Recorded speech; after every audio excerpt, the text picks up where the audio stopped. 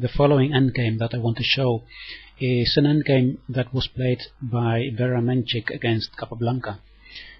Menchik was the first female world champion. She became world champion in 1927 during the first world championship that was held by was organized by the FIDE, the International Chess Federation, and in those times Menchik was the best chess player. Maybe we can compare her with Judith Polgar right now. Judith Polgar is right now the best female chess player, and Menchik was the best in her times. So in this game the black player is Capablanca, and we see that Capablanca has a 1 ending here. Let's say he has 1 pawn more than white, and also another interesting thing is that they both have a bishop, and it's a dark square bishop. That means that this pawn on e5 is blocking his own bishop. Now, one of the concepts that is important in bishop endings is that you have to try to put your pawns, your own pawns, on the opposite color than your bishop. So that means that in this case black has a dark square bishop, so he has to try to put his own pawns on light squares like these 3. And that is why the first move of black in this position is the move c5 to c4, to put the pawns on light squares. Now white wants to activate this bishop, so he moves it to f4. Black continues with his own idea, putting the pawns on light squares, and the bishop goes to e3 now. Now the second concept that Capablanca uses is that the king should be activated in the endgame. The king is a piece that is very strong in the endgame. In the opening it should be kept safe, and in the middle game also, because it's very vulnerable.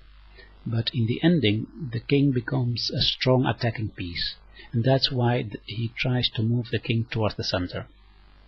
Now of course white wants to do the same, to move the king towards the center, and that is why Menchik moves first the bishop to b6 to make space for the king, the white king, to move towards the center. King e8, king e3, king d7, king d4, and king c6, attacking the bishop, and the bishop goes to a7. And now the next idea arises. Black plays here f7, f5. The idea behind this is the concept of zugzwang. We actually see that white is running out of moves, because if white would want to move the bishop, the only square that he can go without being captured is b8,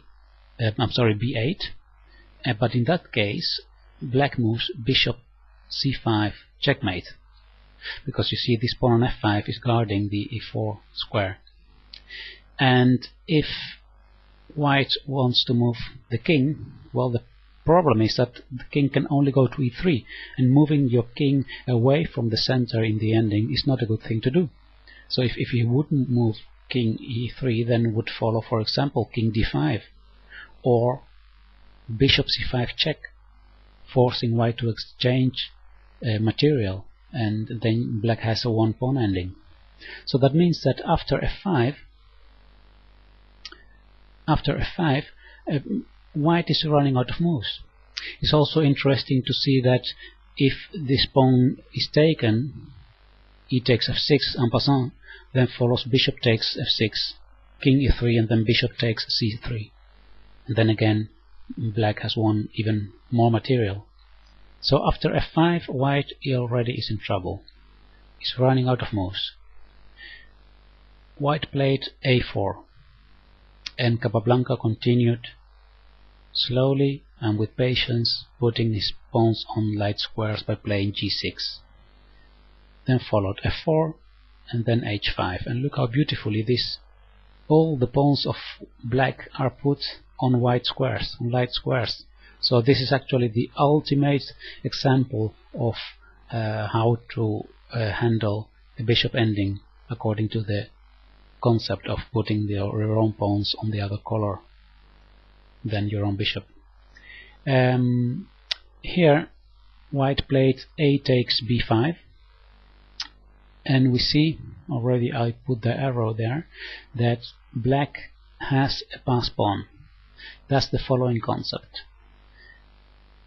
Black can choose whether to take this pawn with the pawn or with the king, and well, taking it with the pawn would be something that, of course, still you have a good position, and the idea behind would be to keep the pawns together so you don't get an isolated pawn.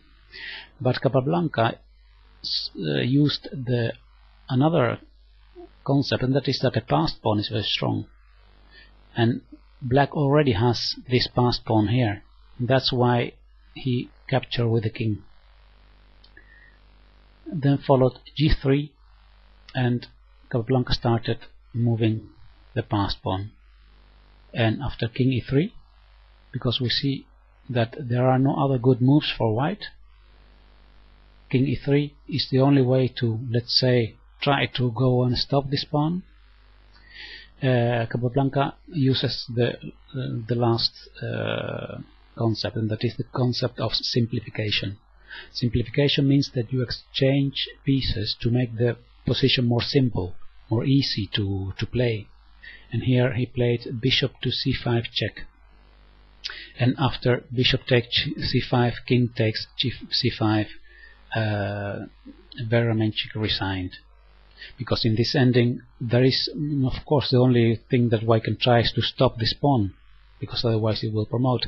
And if you go to d2, then you actually give space for the black king to start walking, and we could see something like this, for example, in which at a certain point this pawn will also fall and black will have a next passed pawn. So this is the example that I wanted to show. In only about 13-14 moves, we see 4 different concepts shown. The concept of the color of the bishop and the color of the square where the pawns stand, the concept of the passed pawn, the concept of zugzwang, and the concept of activating the king, moving it towards the center. So this is actually a very instructive and rich example.